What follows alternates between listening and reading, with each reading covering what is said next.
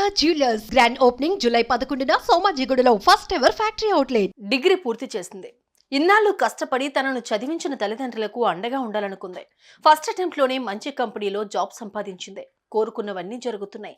కావాలనుకున్న కొలువు వచ్చింది. అంతే, ఆమె ఆనందానికి తల్లిదండ్రుల సంతోషానికి అవధులు లేకుండా పోయాయి.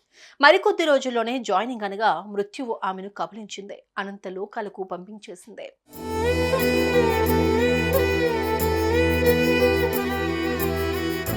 స్రవంతి రాణి వయసు 20 ఏళ్లు. శ్రీనివాస్ వాణి దంపతులకు కుమార్తె అయిన ఈమె కుటుంబంతో కలిసి హిమాయత్ నగర్ అడ్వకేట్ కాలనీలోని మద్రిక అపార్ట్మెంట్ లో ఉంటోంది. ఇటీవల డిగ్రీ పూర్తి చేసింది స్రవంతి. మొదటి ప్రయత్నంలోనే జెన్పాక్ లో జాబ్ సంపాదించింది. ఆమె అనుకున్న ఉద్యోగం, కోరుకున్న జీతం ఆమె సొంతమయ్యాయి. విషయాన్ని తల్లిదండ్రులకు చెప్పడంతో కూతురు ప్రయోజకురాలయ్యింది అంటూ సంబరపడిపోయారు.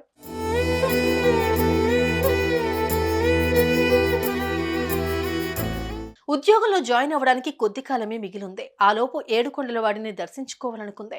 2 రోజుల క్రితమే శ్రీవారి మొక్కులు చెల్లించుకునేందుకు వెళ్ళింది. దర్శనం అవ్వగానే తిరిగి ఇంటికొచ్చింది స్రవంతి. ఈ క్రమంలో ఆసిఫ్ నగర్ లో ఉండే తన ఫ్రెండ్ కు లడ్డూ ప్రసాదం ఇచ్చేందుకు సిటీ బస్సులో వెళ్ళింది. తిరిగి రాత్రి 10 గంటల సమయంలో ఇంటికి బయలుదేరుతూ ఉండగా స్నేహితుడి కుటుంబ సభ్యులు ఒంటరిగా వెళ్లవద్దని వారించడంతో బైక్ పై స్రవంతి రాణితో పాటు స్నేహితుడు బయలుదేరాడు.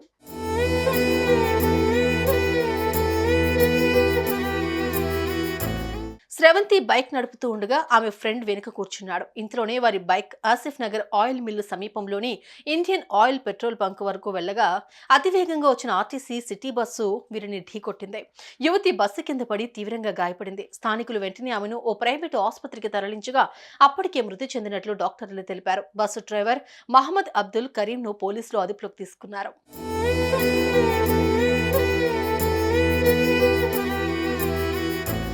భవిష్యత్తు గురించి ఎన్నో కలలు కంది. కానీ అన్నీ కలలయ్యాయి. పాపం స్రవంతి తన జీవితాన్ని ఎంత అందంగా ఊహించుకుందో. చిన్న వయసులోనే అనంత లోకాలకు వెళ్లిపోయింది. బస్ డ్రైవర్ నిర్లక్ష్యం ఆమె ప్రాణాన్ని తీసింది. ఆమె జీవితం అనుకుని బతుకుతున్న తల్లిదండ్రులకు కన్నీళ్లు మిగిల్చింది. సుమన్ టీవీలో మీ పర్సనల్ అండ్ బిజినెస్ ప్రమోషన్స్ కోసం కింది నెంబర్కి కాంటాక్ట్ చేయండి.